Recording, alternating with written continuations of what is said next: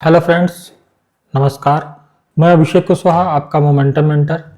चलिए इस हफ्ते के भी वीकेंड एनालिसिस से जुड़ते हैं और देखते हैं कि क्या चल रहा है ग्लोबल मार्केट का व्यू, और उसके बाद समझेंगे कि किस तरीके से हमें मार्केट में इस वक्त अपने पोर्टफोलियो को एडजस्ट करना चाहिए, कैसे हमको अपने पोर्टफोलियो में एडजस्टमेंट करके खराब स्टॉक से बाहर निकलना चाहिए और अच्छे स्टॉक्स की तरफ अपना रुख करना चाहिए, ताकि हम अपने पोर्टफोलियो को एक बार जिसे रिस्ट्रक्चरिंग कहते हैं वो करना चाहिए या नहीं करना चाहिए, किस समय पे करना सबसे बेटर होता है और किस समय पे हमें अवॉइड करना चाहिए। तो चलिए शुरू करते हैं वीकेंड एनालिसिस से। सबसे पहले मार्केट पे 360 डिग्री व्यू बनाएंगे और सबसे पहला चार्ट जो होना चाहिए वो है निफ्टी का। आपके सामने है। लास्ट वीक भी मैंने आपके सामने जो डिस्कस किया था मेरा व्यू, मैं अभी भी कुछ हद तक उसी से रिलेट करता हूं खुद को अभी भी, क्योंकि ऐसा कुछ चेंज नहीं हुआ है पिछले एक वीक में। मल्टीपल अटेम्प्ट्स जरूर मार्केट ने किए हैं लास्ट स्विंग हाई को निकालने के, या कहिए ऑल टाइम हाई को निकालने पे के, और जस्ट बिल्कुल जरा सा उसके ऊपर उसने बढ़ करके क्लोज किया है। ऑल टाइम हाई के ऊपर क्लोज किया है इसने, जो कि 26,202 है। लास्ट स्विंग जो हाई के पास जो क्लोज हुआ था, यूं कहिए ऑल टाइम हाई जो लास्ट क्लोजिंग था वो 26,178 था, और अभी की क्लोजिंग 26,202 है इस वीक की। तो ऐसा कोई चेंज नहीं हुआ है पिछले स्ट्रक्चर में। मेरा व्यू अभी भी वैसा ही है। यदि यहां से ये अपसाइड जाने की कोशिश करता है तो मार्केट में ऐसा कोई बड़ा मोमेंटम नहीं रहेगा, ठीक है। तो मार्केट ऊपर जाएगा मगर उस वेग से, उस मोमेंटम के साथ नहीं जाएगा जितना हम लोग को मार्केट में आदत है ट्रेड करने की। जिस तरीके से ट्रेड करने में हमें आनंद आता है उस तरीके का मार्केट में मोमेंटम नहीं रहेगा यदि यहाँ से अपसाइड जाता है, क्योंकि अब पिछले कुछ कैंडल्स में आप उस चीज को देख भी पा रहे होगे कि जाने का बहुत एफर्ट मार रहा है मगर उस तरीके का ना ही मतलब कन्विंसिंग मूव आ रहा है जिसको कह सकते हैं आप कि यहाँ से बहुत तेजी से ऊपर जाता या ब्रेकआउट मार के बहुत तेजी से ऊपर जाएगा। ऐसा ओवरऑल माहौल नहीं है मार्केट में, मगर जा भी सकता है और नहीं भी जा सकता। नहीं जाने की कंडीशन में डबल टॉप का फॉर्मेशन कर सकता है। 2 डबल टॉप यहाँ बनने की प्रोबेबिलिटी है, क्योंकि दोनों के ही जंक्चर पे खड़ा हुआ है। मैं दोनों को पिछली बार भी दिखाया था, मैं फिर से दिखा सकता हूँ एक बार। देखिए ये इसका एक टॉप है और दूसरा टॉप इसका पिछली बार यहाँ था, मगर अब यदि बनता भी है तो एक्सटेंडेड टॉप हो जाएगा। और ये इसकी जो है आपका नीचे साइड पे आपका इसका मूव आएगा इस तरीके का, जैसा कि मैंने ऑरेंज इससे मार्क किया हुआ है आपका। तो ये आपका डबल टॉप बनेगा। यदि इस टाइप का टॉप बना करके नीचे आता है तो 24,300 तक का ही एक डाउन साइड देखने को मिलेगा और एक छोटा सा डाउन साइड मूव देखने को मिलेगा। दूसरा यदि डबल टॉप हम लोग कंसीडर करें तो उसको दूसरे कलर से कर लेते हैं मार्क, और थोड़ा मोटा उससे करते लाइन से। देखिए दूसरा यदि डबल टॉप हम देखते हैं यहाँ से, तो दूसरा डबल टॉप मुझे जो दिख रहा है वो ये है, यहाँ से आता है और ये इसका नेकलाइन हो गया, और ये मान ली ठीक है थोड़ा एक्सटेंडेड ही सही, यहाँ से ये ऐसे जा सकता है। इसका कलर जो है हम दूसरा कर देते हैं, ये इसका कलर हम चेंज कर दे रहे हैं, इसको हम ऑरेंज कर दे रहे हैं, पहले वाले को हम येलो ही रहने दे रहे हैं। तो देखिए ये डबल टॉप का भी फॉर्मेशन हो सकता है। प्रॉपर डबल टॉप नहीं है बट है एट एनी हाउ। आप इसको जब यहाँ से नीचे आने लगेगा तो इसको डबल टॉप ही कहा जाएगा, ठीक है। और यदि इन सबको हटा दिया और सबसे वर्स्ट कंडीशन देखी जाए तो हालांकि जो कि पॉसिबल नहीं है, नहीं होगा, मार्केट इतना खराब भी नहीं है, मगर क्योंकि मेरा काम है एज अ टेक्निकल एनालिस्ट आप लोग के सामने अपना व्यू रखना, तो मैं वो रख रहा हूँ।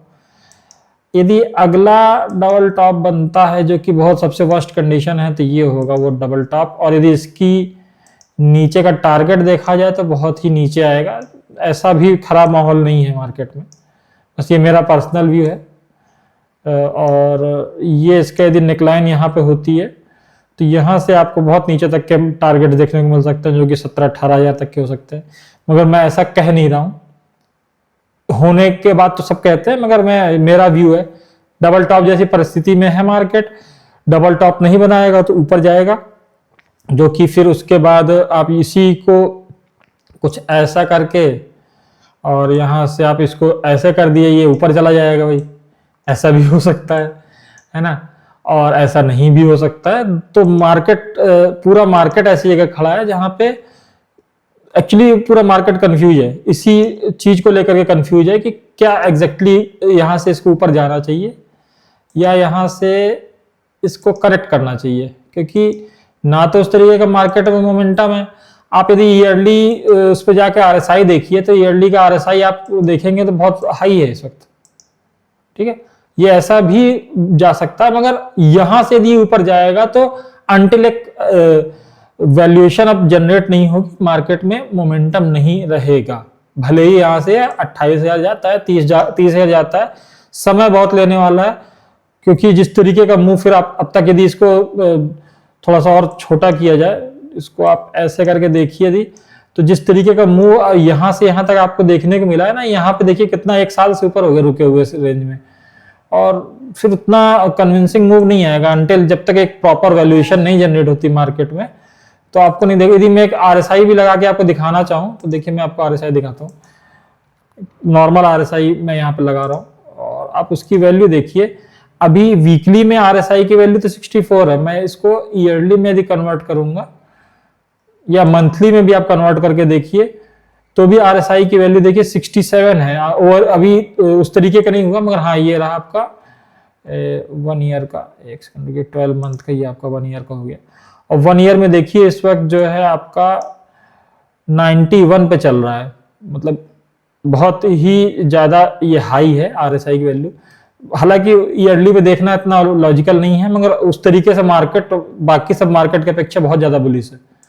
हम लोग तो बस ज्यादा डेली और वीकली देखने वाले लोग हैं, इतना बड़ा टाइम फ्रेम नहीं देखते क्योंकि इतना बड़ा व्यू नहीं रख सकते हम लोग मार्केट पे, we are normal traders.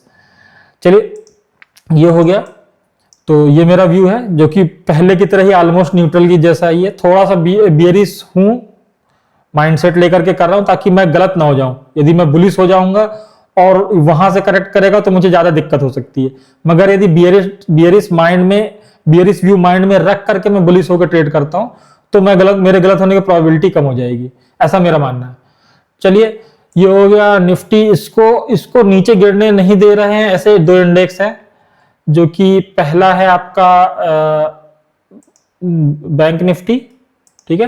Bank Nifty लगातार स्ट्रेंथ शो कर रहा है और देखिए इसने 2 बार ब्रेकआउट दिया है, दोनों बार के बाद ये अच्छा खासा अपसाइड ही जा रहा है। देखिए एक यहाँ पे था और उसके बाद एक इसने यहाँ पे दिया था। इसने ओवरऑल में ऐसा कोई अभी प्रेजेंट में यदि आप कुछ वीक्स की कैंडल्स देखिए, बहुत ऐसा बड़ा स्ट्रेंथ नहीं है कि बहुत बड़ी कैंडल्स बन रही है, मगर ओवरऑल मार्केट को यही पुश कर रहा है ये। और थोड़ा सा यदि आप नोटिस करेंगे तो मिड कैप भी, तो स्ट्रेंथ किस इंडेक्स में है, इस इंडेक्स में जो मेन इंडेक्स है, जो लिस्टेड इंडेक्स है, जो जिनमें ट्रेड्स होती हैं वो इंडेक्स है, इनमें एक ये है, दूसरा है आपका मिड कैप। इसमें भी देखिए कंसेसिव ब्रेकआउट आया, उसके बाद से स्ट्रेंथ ही शो कर रहा है। ये सारा डिस्कशन हम लोग लास्ट वीक भी किए थे, मगर मैं उसी में यही एडिशन कर सकता हूं कि मेरा व्यू अभी तक चेंज नहीं हुआ है।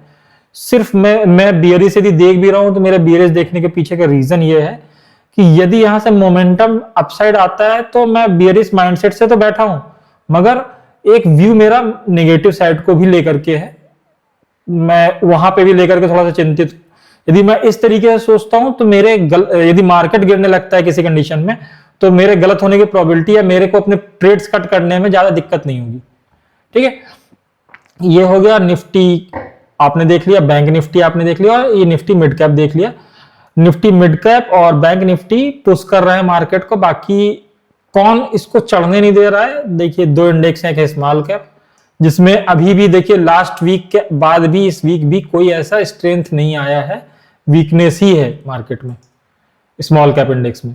और उसके बाद है micro cap, same condition same situation, जैसा मैंने लास्ट वीक बात किया था, कुछ भी इस वीक में चेंज नहीं हुआ है, ठीक है। इतना हम लोग देख लेते हैं, फिर देखते हैं हम लोग इमर्जिंग मार्केट। तो इमर्जिंग मार्केट में तो स्ट्रेंथ है, ठीक है। क्यों है? क्योंकि यूएस मार्केट में स्ट्रेंथ आई थी 3 वीक की गिरावट के बाद, वो भी अभी हम लोग देख लेते हैं। तो 3 वीक की कमजोरी के बाद एक अच्छी कैंडल इमर्जिंग मार्केट में मिली है, और आपको ये यूएस मार्केट के चार्ट्स में भी देखने को मिलेगी। देखिए यूएस मार्केट के चार्ट्स में ये देखिए डाउ जोन्स है, क्लियर 3 वीक 4 वीक के वीकनेस के बाद एक बेहतरीन स्ट्रेंथ वाली कैंडल 3% की, 3-3.25% की। S&P 500 की भी सेम कंडीशन है, 3 बियरिश कैंडल के बाद थोड़ी वीकनेस थी और मार्केट में वापस से स्ट्रेंथ के साथ रिकवरी, लगभग 3.25% की कैंडल यहाँ पे पॉजिटिव। और नेस्डेक में भी देखिए, नेस्डेक की तो जो इस वीक की कैंडल है वो लगभग 5% के आसपास की बनी है। 3 वीक में लगातार इसमें गिरावट भी हुई है, मगर बाकी 2 इंडेक्स जो यूएस के हैं उसकी कंपैरिजन में इसमें ज्यादा गिरावट थी और उतनी ज्यादा स्ट्रेंथ के साथ रिकवरी कर रहा है। अब ये रिकवरी कर रहे हैं तो बचता क्या है हमें यहाँ से देखने के लिए, हम देखते हैं फिर उसके बाद अपना यूएसडी आईएनआर। तो यूएसडी आईएनआर में भी देखिए बेहतरीन, अच्छा जब भी आप ये कोरिलेशन जो है इस तरीके का ही होता है, आपका यूएसडी आईएनआर में जब यूएसडी स्ट्रेंथ ले रहा होता है तो आपके मार्केट्स गिर रहे होते हैं, चाहे फिर वो यूएस मार्केट हो चाहे वो आपका इंडियन मार्केट हो। तो इंडियन मार्केट क्योंकि गिर नहीं पा रहा था, ओवरऑल मार्केट में स्ट्रेंथ तो है ही है, मगर वो बस कुछ इसको पुश चाहिए जो कि अभी मिल नहीं रहा है। और ये देखिए यूएसडी आईएनआर में पिछले 3-4 हफ्तों में अच्छी बढ़त थी और इस वीक में भी इसने कमजोर होने के बाद भी रिकवरी शो की है, जो कि अच्छे संकेत नहीं है मार्केट्स के लिए। ठीक है, गिरावट थी ओवरऑल में इस वीक गिरावट थी, कैंडल बता रही है, मगर कैंडल में स्ट्रेंथ है क्योंकि इसने रिकवरी कर ली है। ठीक है, तो ये हैमर टाइप का फॉर्मेशन बनाया है इसने। और उसके बाद हमें यहाँ पे क्यों चिंतित होना चाहिए और क्यों नहीं चिंतित होना चाहिए, क्योंकि यदि ये वापस स्ट्रेंथ पकड़ता है और यदि यहाँ से फिबोनाची टारगेट डालते हैं हम लोग एक व्यू बनाने के लिए कि कहाँ तक जाने की प्रोबेबिलिटी है, तो ये लास्ट स्विंग हाई से लास्ट स्विंग लो तक का ही भी देखते हैं हम लोग। तो आप देखिए अगला लेवल 92.26 आता है और उसके ऊपर के लेवल्स देखिए आप, चिंतित करने वाले ही हैं। 97.446 ऑल टाइम हाई पे इस वक्त यूएसडी आईएनआर है, तो ये चिंता का विषय तो है ही है। और यदि ये स्ट्रेंथ पकड़ेगा तो मार्केट तो इतने फ्लुएंटली नहीं चल पाएंगे, जैसा मैंने अभी कहा भी था। तो ये एक अपने आप में कंसर्न लेवल है, इसका कूल डाउन होना बहुत जरूरी है। ये कूल डाउन नहीं होगा तो आपको मार्केट में तेजी नहीं मिलेगी देखने को। ठीक है, और इसी वजह से देखिए 4 वीक से इसमें यूएसडी आईएनआर में मतलब आपका यूएसडी जो है डॉलर, ये स्ट्रेंथ ले रहा था और इसी रीजन से ग्लोबल मार्केट्स भी गिर रहे थे और आपका इवन यूएस मार्केट भी गिर रहा था। और ये सारी रीजन जो बढ़ती महंगाई है यूएस में और उसकी वजह से जो फेड रेट कट होने की कवायद चल रही है, जो न्यूज़ चल रही है, उसकी वजह से ये सिचुएशन है। चलिए आगे बढ़ते हैं और समझते हैं अगला इंडेक्स जो हमें स्क्रिप्ट देखना चाहिए। हम लोग देखते हैं उसके बाद जनरली बीटीसी, तो काफ़ी गिरावट के बाद एक स्ट्रेंथ वाली कैंडल इस वीक में दिखी है। सेम इथीरियम में भी वही कहानी है और यदि रिपल को भी देखा जाए तो वही स्थिति है, क्योंकि लीडर जैसा चलता है, लीडर क्रिप्टो करेंसी का लीडर बीटीसी है, बिटकॉइन है, और बिटकॉइन जैसा चलता है वैसे इथीरियम भी चलता है, रिपल भी चलता है, जनरली फॉलो अप करते हैं। और अच्छा खासा एक देखिए यहाँ पे भी देखिए तो आप इधर पे एक सपोर्ट था, ये पूरा एक सपोर्ट जोन था। यहाँ से यदि यहाँ पे मार्क कर दिया तो यहाँ पे इस वक्त सपोर्ट ही ले रहा है एक तरीके से, आप निफ्टी को कहिए तो देखिए यहाँ और यहाँ यदि 2 लाइन मार्क कर दिया है तो ये इसका सपोर्ट जोन था। सपोर्ट जोन के पास में ही अभी फिलहाल एक रिएक्शन हो सकता है, वापस से वीकनेस शो करे, फिलहाल स्ट्रेंथ शो कर रहा है। अच्छा, ये पहली बार है मेरे कैरियर में अब तक स्टॉक मार्केट में कि एक साथ इतनी सारी चीजें, मतलब चलिए अभी कुछ और चार्ट देखते हैं तब ये बात कहना लाजमी होगा मेरा। चलिए ये इसमें आपका देखते हैं हम लोग क्रूड ऑयल में वीकनेस है, एज यूजुअल वीकनेस है, अपने सपोर्ट के पास फिलहाल रुका हुआ है। और यहाँ पे अब हम लोग नेचुरल गैस देखते हैं। नेचुरल गैस में देखिए स्ट्रेंथ है और लगातार ये स्ट्रेंथ बढ़ती जा रही है और ये एकदम अभी अपने लास्ट स्विंग हाई के पास है, लगभग 1 साल पहले जो हाई था उसके पास है और मुझे लग रहा है बड़े कन्विंसिंगली इसको ब्रेक भी करेगा। तो जिन्होंने कमोडिटीज में खासतौर से नेचुरल गैस में पोजीशन बना के रखी है, होल्ड फ्यूचर बाय करके रखा हुआ है, उनके लिए खुशखबरी है, होल्ड करें। अच्छा स्ट्रेंथ है और अभी तो विंटर की शुरुआत हुई है तो आपको यहाँ से अभी और बढ़त मिल सकती है देखने, क्योंकि यूरोप में देखिए बहुत ज़्यादा खपत हो जाती है नेचुरल गैस की, और उसकी वजह से नेचुरल गैस के जनरली जब जाड़ा शुरू होने वाला होता है, ठंड शुरू होने वाली होती है, उस टाइम पे ये स्ट्रेंथ पकड़ता है, क्योंकि हर एक घर में वहाँ पे बेसिकली शरीर को और घर को हीट करने के लिए नेचुरल गैस का यूज होता है।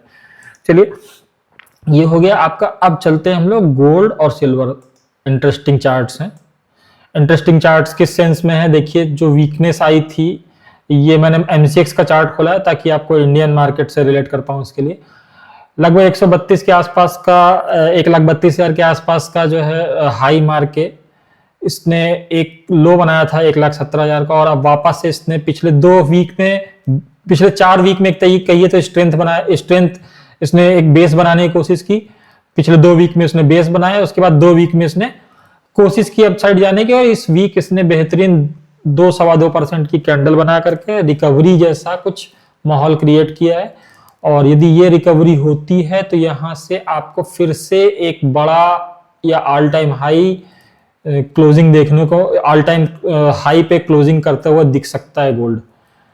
मगर इससे भी बेहतरीन स्ट्रेंथ में यदि कुछ है तो वो है ये सिल्वर।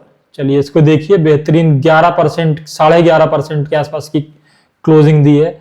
इतनी स्ट्रेंथ के साथ इसने रिकवरी की है, और ये अभी इस वक्त ऑल टाइम हाई पे क्लोज कर चुका है। लास्ट क्लोजिंग प्राइस 1,71,000 है। तो जिसने यहाँ पे मेरे कहने पे, जिसने इसके लो पे वापस से पोजीशन बनाई थी या पोजीशन बिल्डअप की थी, उसके लिए ये जो है बधाई का काम है। मेरे ग्रुप में मैंने सजेस्ट किया था ETF ले लीजिए, सिल्वर गोल्ड से ज्यादा स्ट्रेंथ रखता है और ज्यादा स्ट्रेंथ के साथ रिकवरी करेगा, और कुछ वैसा ही चार्ट पे दिख रहा है फलीभूत होता हुआ।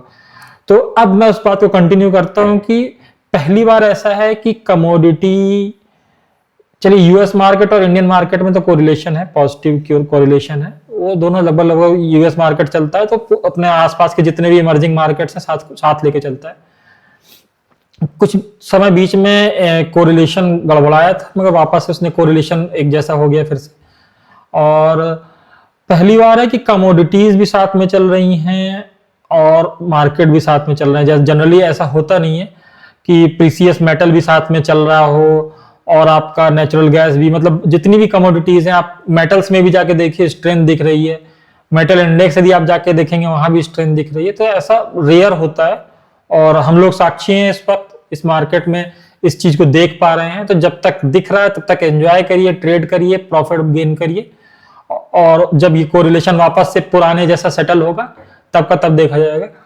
तो चलिए, ये हो गया मेरा व्यू ओवरऑल में। मार्केट में 360 डिग्री व्यू यही है कि इंडियन मार्केट को लेके मैं अभी न्यूट्रल माइंडसेट रख रहा हूँ, मतलब न्यूट्रल टू थोड़ा सा डाउन साइड का ही मेरा निगेटिव ही माइंडसेट है।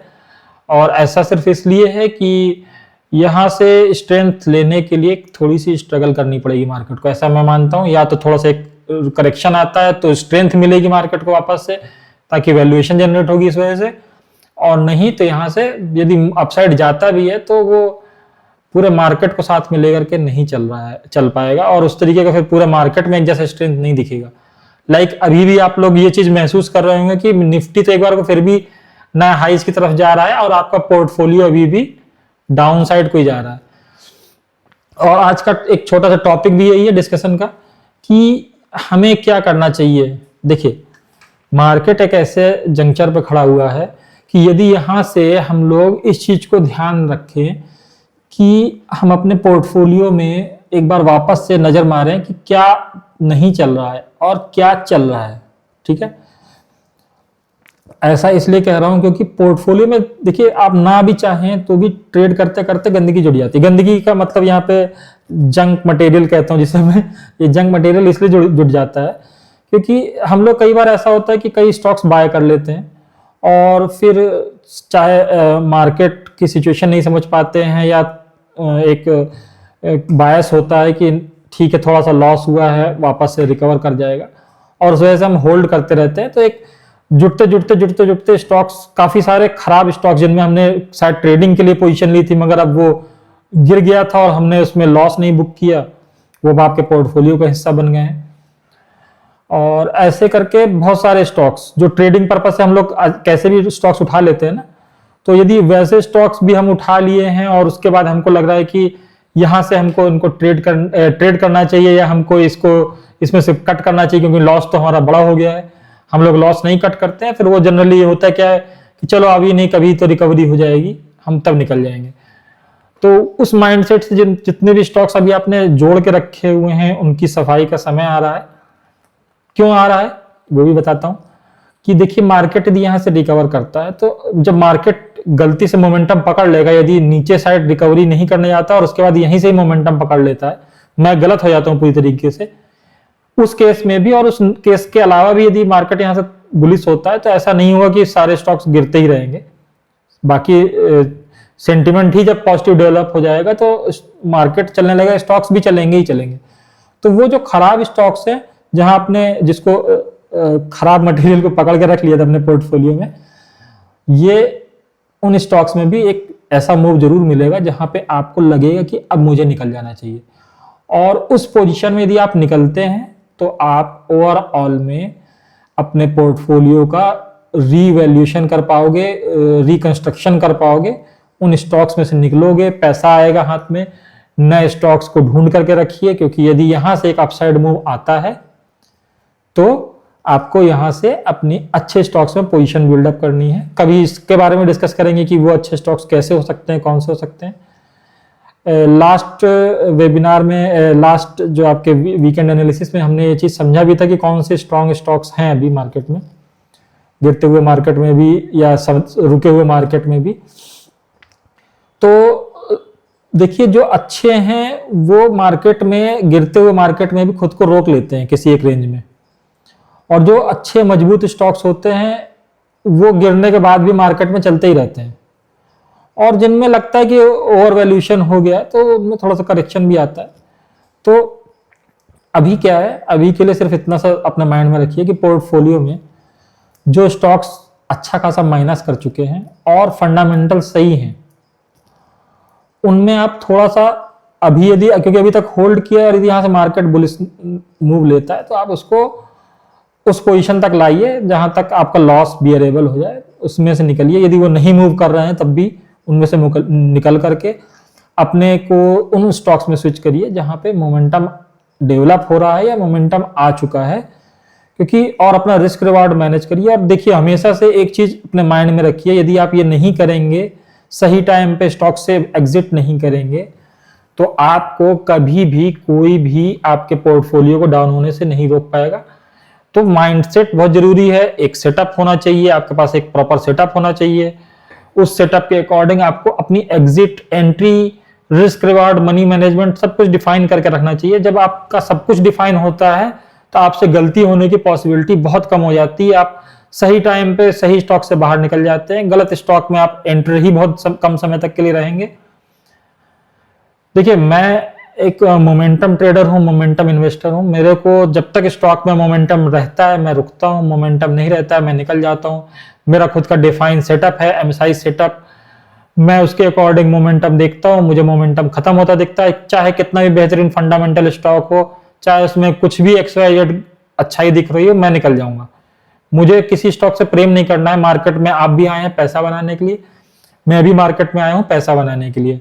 यदि कोई स्टॉक आपके पैसे, आपके बाइंग करने के बाद कोई स्टॉक बड़ा ही कितना अच्छा फंडामेंटल है, 6 महीने साल भर नहीं चलता है, तो आपके पैसे को ब्लॉक कर लेता है ना अपने साथ में। आप इस चीज को समझिए, वो पैसा आपका ब्लॉक होता है और उस पैसे पे आप रिटर्न ही नहीं जनरेट कर पाते हैं। तो ऐसे स्टॉक जो नहीं चल रहे हैं वहां पे अपने आप को होल्ड नहीं रखिए, उसमें से निकलिए।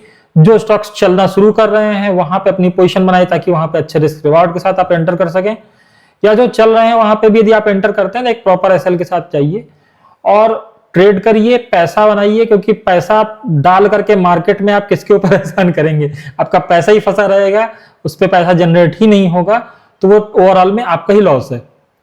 तो करिए ट्रेड अच्छे से। मैं गाइड करने के लिए तैयार हूं। मैं जहां पे भी मुझसे कोई दिक्कत, कोई प्रॉब्लम होती है, कुछ भी पूछना है मुझसे पूछ सकते हैं। यदि मेरे गाइडेड सेटअप के साथ जुड़ना चाहते हैं तो अभी भी मेरा ब्लैक फ्राइडे सेल का आज आखिरी दिन था और मैंने इसको अभी 1 हफ्ते के लिए एक्सटेंड कर दिया है। अब ये नेक्स्ट संडे तक, जो कि आपका नेक्स्ट संडे, मुझे देखने दीजिए डेट कौन सा है, और नेक्स्ट संडे आपका डेट पड़ेगा 8 तारीख, और ये 8 तारीख तक मैं इसको ओपन रख रहा हूं आप लोग के लिए। 7, 8 तक मैं इसको ओपन रख रहा हूँ।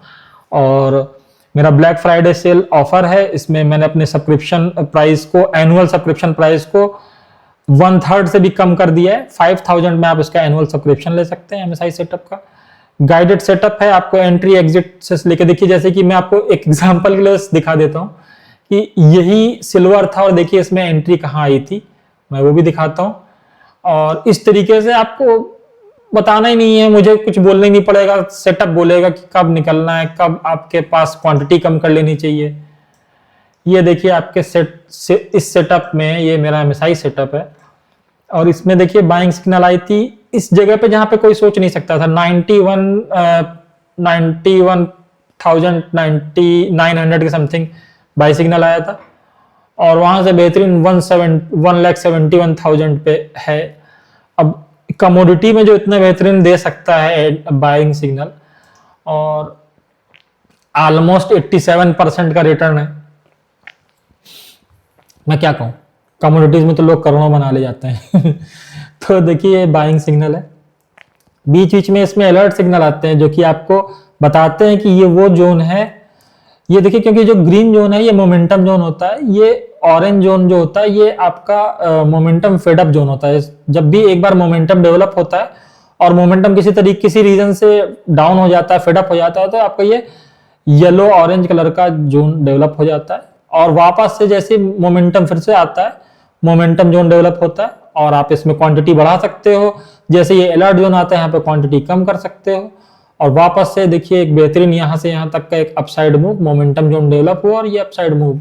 अभी तक भी इसमें एग्जिट नहीं आया था, भले इसने देखिए डाउन साइड भी थोड़ा दिखाया था, मगर सेटअप में एग्जिट नहीं आया था क्योंकि सेटअप को पता है कि क्या सही है। इस तरीके से इसकी कोडिंग की गई है। आपको किसी इसके पास जाने की जरूरत नहीं, किसी से कुछ पूछने की जरूरत नहीं, चाहे गोल्ड हो, चाहे सिल्वर हो, चाहे आप निफ्टी हो, बैंक निफ्टी हो, कहीं पे भी आप ट्रेड करने जाओ, स्टॉक्स में आप जाओ ट्रेड करने के लिए, आपको सब कुछ बताएगा, कहाँ पे एंट्री है, कहाँ पे एग्जिट है, कब आपको निकलना चाहिए। वो देखिए जैसे कि अभी एग्जांपल है रिको ऑटो, यहाँ बाइंग आया था। आपके कोई भी स्टॉक्स की बात है, देखिए आपका ये स्टॉक था साउथ वेस्ट पिनेकल, ये बाइंग आई थी, अब तक मेंटेन है इसमें मोमेंटम, तो 79% का रिटर्न भी दे चुका है ये स्टॉक। तो ये है आपका सेटअप। यदि आप लोग जुड़ना चाहते हैं मेरे से, मेंटरशिप चाहते हैं मेरी, तो वो आपको फ्री ऑफ कॉस्ट मिलेगी जब इस सेटअप का सब्सक्रिप्शन आप लोगे। लाइफ टाइम पे भी इसके ऑफर है और आपका एनुअल सब्सक्रिप्शन पे भी ऑफर है।